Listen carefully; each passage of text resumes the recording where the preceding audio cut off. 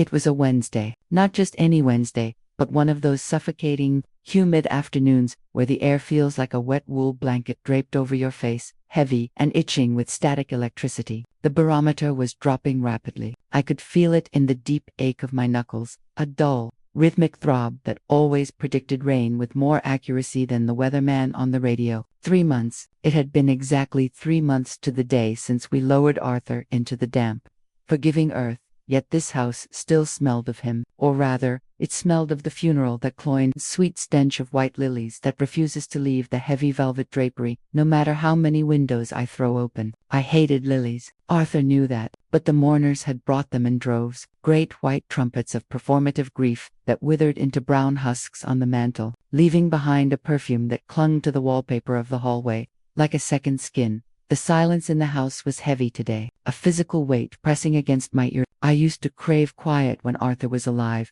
back when his booming, baritone laugh would rattle the crystal in the china cabinet and fill the foyer with warmth. Now, the silence was a predator. It waited in the dark corners, watching me with unseen eyes. The only sound was the grand clock ticking in the library, a slow, rhythmic countdown to absolutely nothing. Clack.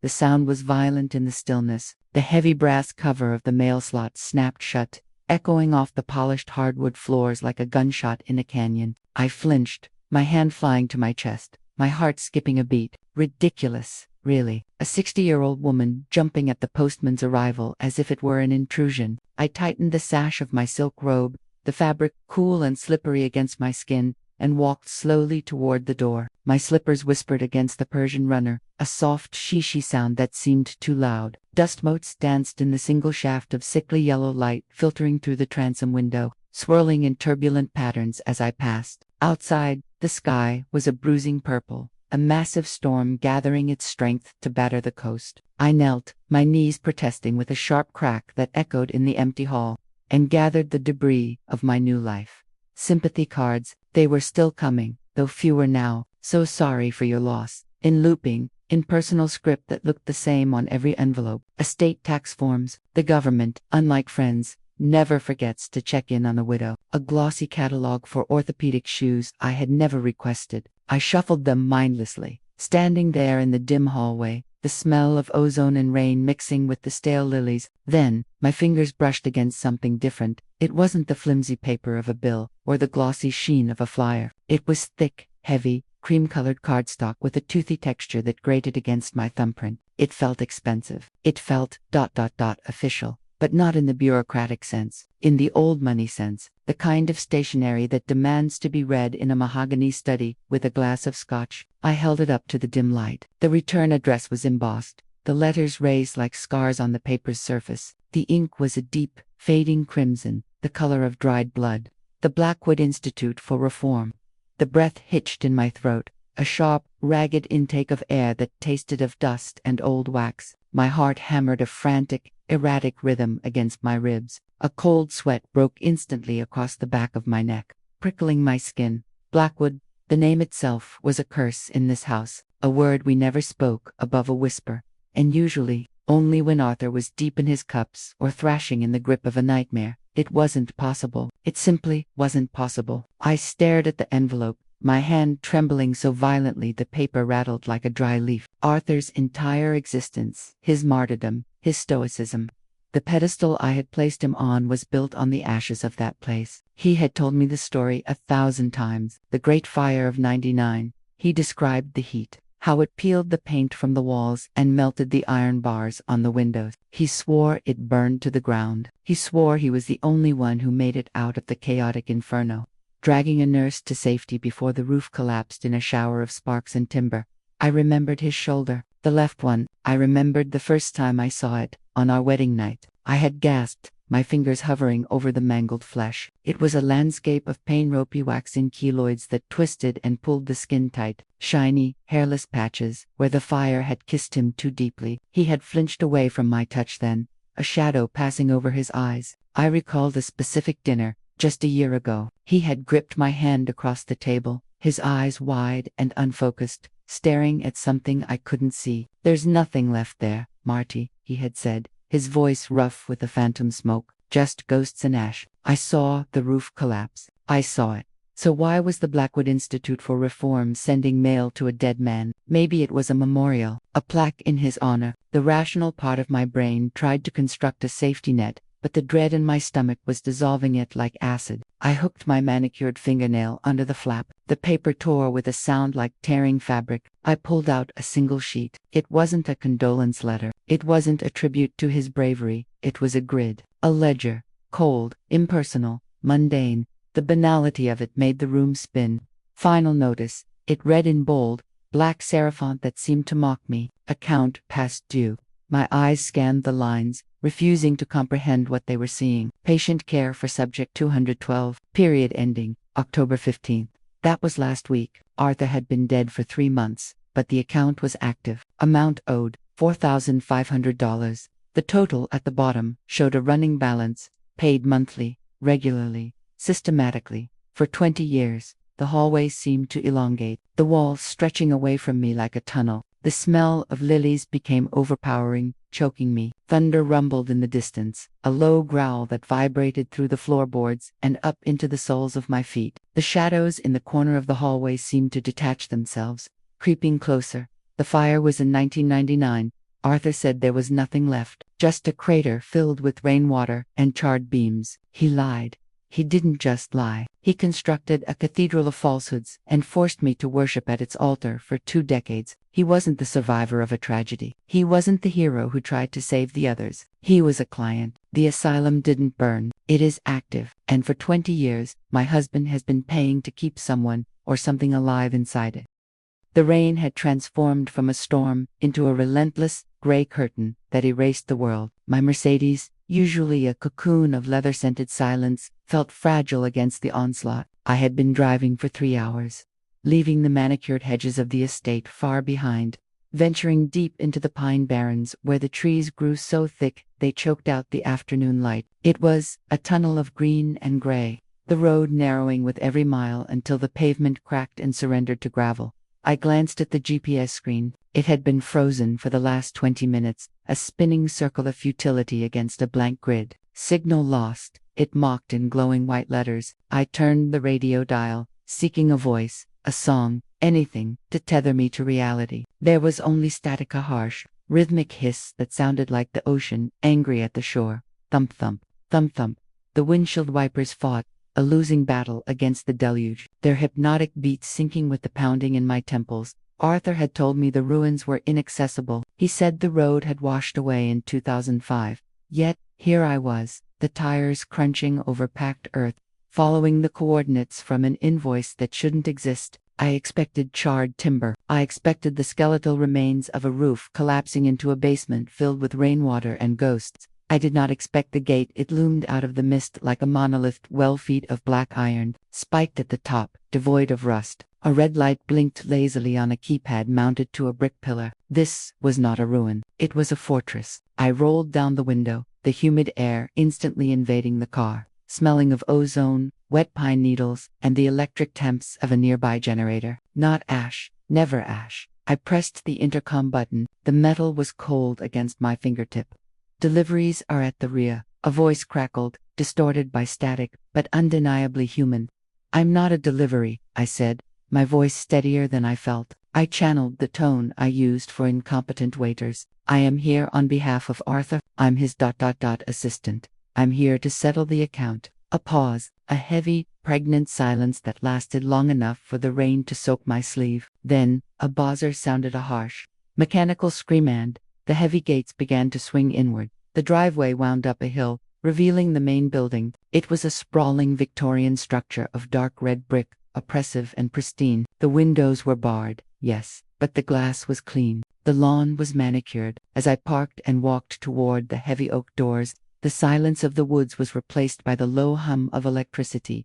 Inside, the illusion of the exterior shattered. The lobby was sterile, bathed in the sickly yellow hum of fluorescent tube lighting that flickered just enough to induce a migraine. The floor was checkered linoleum, polished to a mirror shine that squeaked under my wet soles. But it was the smell that stopped me dead in my tracks. It hit me like a physical blow, a mixture of industrial antiseptic, floor wax, and the distinct, sulfurous odor of boiling cabbage. The years folded in on themselves. I was suddenly back in our foyer, 5 years ago. Arthur had come home late, his raincoat dripping on the rug. He had leaned in to kiss me, and I had pulled back, wrinkling my nose. "You smell like a hospital," I had said. He had laughed, a tight, brittle sound. "The dentist, Marty, root canal, they use strong stuff." I had believed him. I had believed him because why would he lie about a dentist? But standing here, in this hallway, the scent was identical. He hadn't been at the dentist. He had been here. He had stood exactly where I was standing,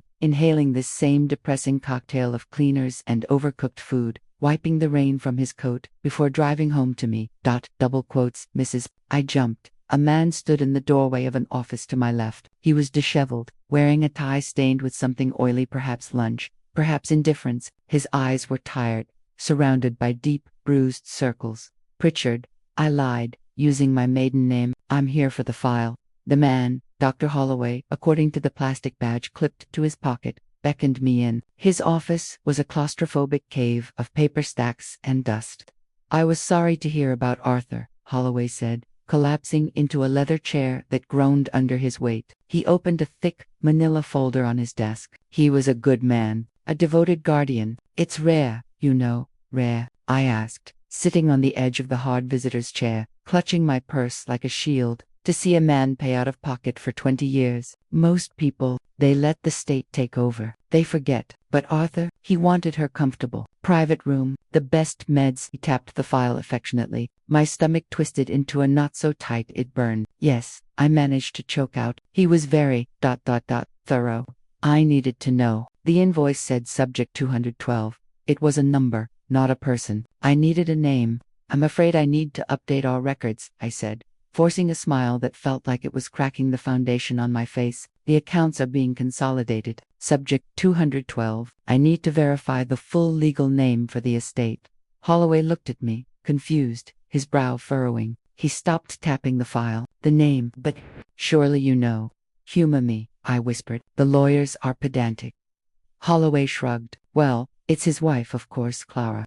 The world didn't just stop. It tilted on its axis and slid sideways. The air left the room. Clara. The name echoed in the hollow cavern of my chest. Arthur had told me Clara died in the fire. He had wept in my arms on our first anniversary, describing the funeral, the closed casket, the tragedy of a life cut short at 12. He told me he was a widower. He told me he was free.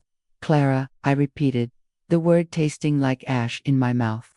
"Yes," Holloway said, oblivious to the fact that he had just dismantled my entire life with a single syllable. "She's had a bad week, I'm afraid. The storms agitate her, but she's still here, alive and kicking." He didn't save her. He didn't mourn her. He didn't divorce her. He locked her away in the woods, paid the bill every month, and came home to sleep in my bed. I wasn't his wife. I was the other woman. Nah, my voice failed, then returned, thin and reedy. "Can I see her? I need to see her." The words left my mouth before I could stop them, propelled by a morbid, masochistic gravity. Dr. Holloway hesitated, his eyes flicking to the clock on the wall, then back to me. He sighed, the sound of a man who was too tired to argue with the force of nature standing in his office. He reached into his drawer and pulled out a ring of keys-heavy brass, medieval things that jangled with a menacing finality.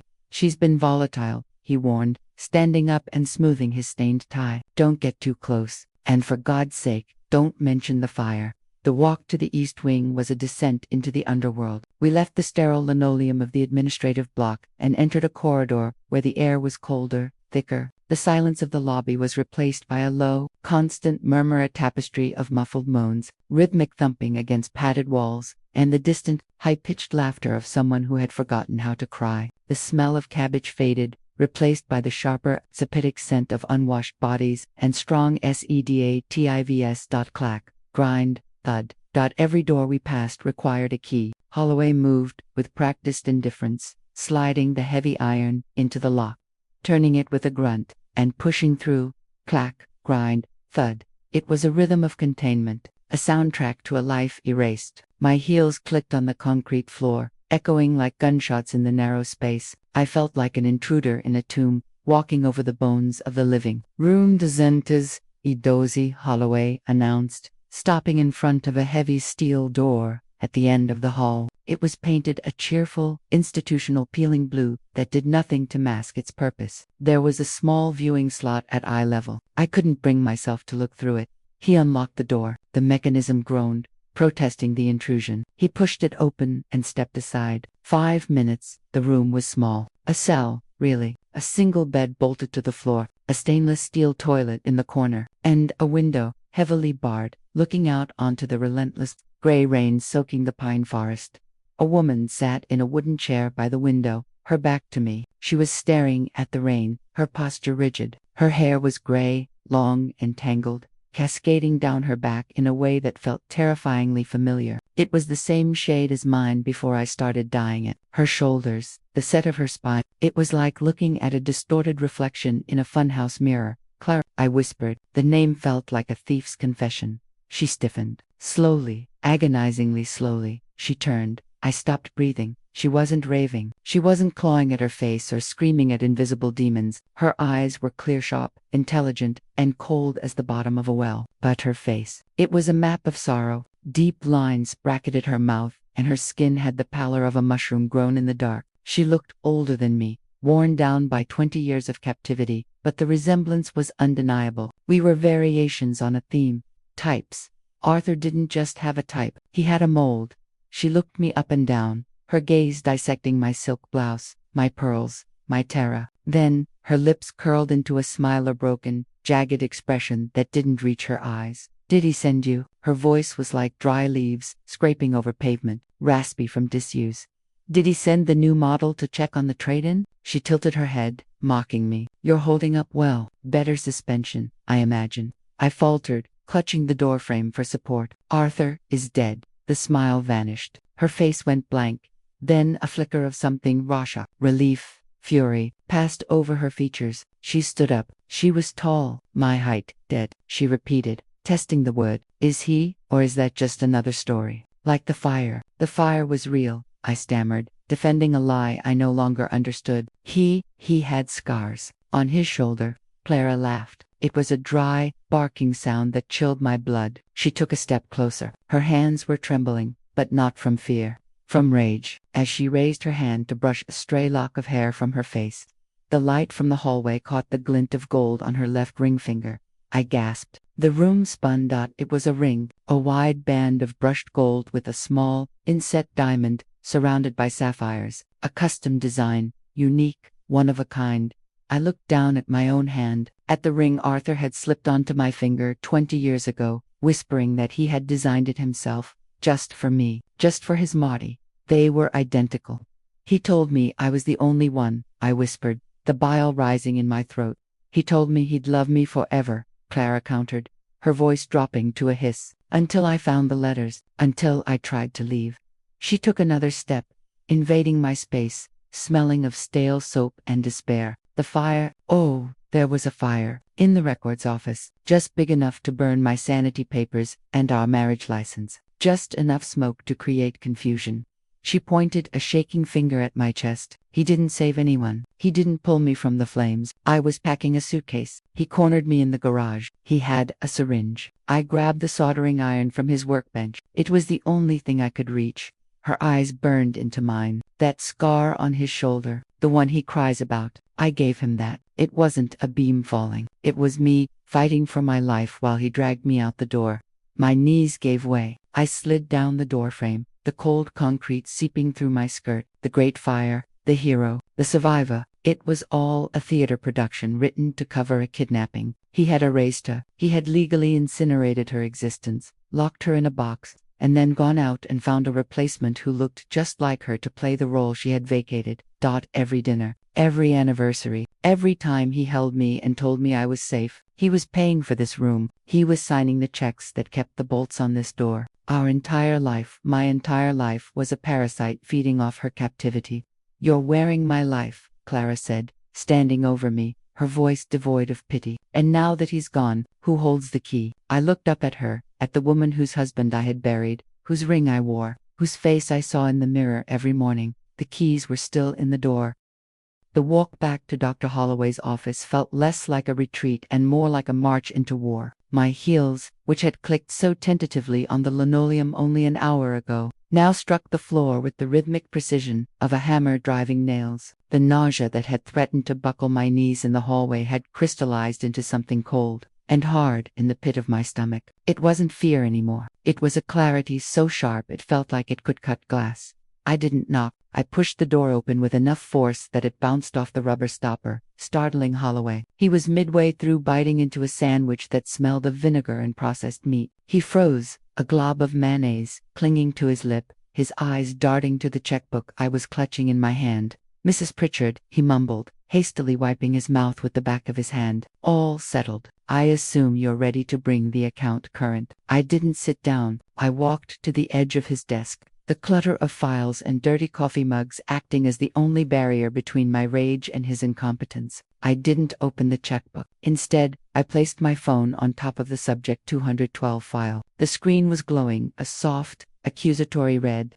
"Recording," I said, my voice eerily calm. It didn't sound like my voice. It sounded like hers, like Clara's. Holloway stopped chewing. I beg your pardon, I have the last 20 minutes recorded, Doctor, including your admission that Subject 212 is Clara Pritchard, the legal wife of Arthur Pritchard, the woman legally declared dead in 1999. I leaned in, resting my knuckles on the desk. I also have a recording of her testimony regarding how she was brought here, forced, sedated, not by the state, but by a husband who paid you to be his jailer. The color drained from Holloway's face, leaving him a pasty, grayish hue that matched the rain streaking the window behind him. He looked at the phone as if it were a bomb. "Now," I continued, savoring the tremble in his hands, "you have two choices. Option 1, I walk out of here, drive to the state medical board, and then to the FBI. You'll be indicted for kidnapping, fraud, and unlawful imprisonment before the sun sets." Holloway opened his mouth, but no sound came out. He looked like a fish gasping on a dock. "Option 2, I said, picking up the phone and hitting stop. "You discharged her. Immediately. Into my custody. You waive the outstanding balance, and you lose this file. Forever." He didn't argue. He didn't bluster about protocol or medical advice. He simply reached for his keys, his movements jerky and terrified. Men like Holloway thrive in the shadows of bureaucracy. Drag them into the lights, and they shrivel. 1 week later, the house was finally quiet, but it wasn't the heavy, predatory silence that had haunted me after the funeral. It was a clean silence, the kind that comes after a storm has scrubbed the sky raw. I stood in the living room, staring into the hearth. I had banished the lilies. Every single vase, every single pot had been carried out to the trash. The air no longer smelled of death and cloying perfume. It smelled of wood smoke and truth. The fire was roaring, hungry and bright. It licked at the iron grate, eager for fuel. I held the medal in my hand, the civilian award for bravery. Arthur had kept it in a velvet box on the mantel, the centerpiece of his shrine to himself. It felt light, cheap. I tossed it into the flames. The ribbon caught first, curling into black ash. Then the metal fell into the embers, darkening as the heat consumed the lie. Next were the journals, leather-bound, expensive, filled with his looped, arrogant handwriting. He had written about his survivor's guilt. He had written about his nightmares. Fiction, all of it. I ripped the pages out in handfuls, feeding them to the fire. They flared up green and blue, the ink screaming as it vanished. I watched the paper curl and blacken, thinking about the architecture of our marriage. Arthur always said he loved me because I was quiet. He would stroke my hair and praise my gentle nature, my lack of prying. I thought it was a compliment. I thought he loved my peace. Now I knew the truth. He didn't love that I was quiet. He loved that I didn't ask questions. He didn't want a wife. He wanted a witness. He needed a prop to stand next to him in photographs, to nod sympathetically when he told his war stories, to validate the life that never existed. I was just the audience for his one-man show, paid for with the stolen years of the woman he locked away in the dark. I turned away from the fire, the heat flushing my cheeks. On the low coffee table, the silver tea service gleamed. I picked up the heavy porcelain teapot, the china delicate and translucent. I poured the amber liquid into 2 cups. The sound of the tea hitting the bottom of the cup was a soothing domestic melody. Clink splash, clink. I picked up the saucers. "Sugar?" I asked, softly. Across the room, sitting in the wingback chair that used to be Arthur's, Clara watched the fire. She was wearing one of my cashmere cardigans, the sleeves rolled up to reveal wrists that were too thin, but healing. Her hair was washed, brushed, and tied back, revealing a face that was a mirror of my own, hardened by time but softening in the warmth of the hearth. She tore her gaze away from the burning journals and looked at me, her eyes sour, eyes crinkled at the corners. 2 lumps, she said, her voice raspy but steady, and a splash of milk. I walked over and handed her the cup. She took it, her fingers brushing mine. The gold ring on her hand clicked against the gold ring on mine. We didn't speak, we didn't need to. The secret was out. The asylum walls had finally, truly crumbled, and the ghosts had been exorcised by the fire. We drank our tea, 2 widows of the same living lie, warming our hands on the destruction of his memory. Secrets have a way of surfacing, don't they? If you enjoyed this story, please subscribe to my channel. I have many more locked away in this library, waiting for you.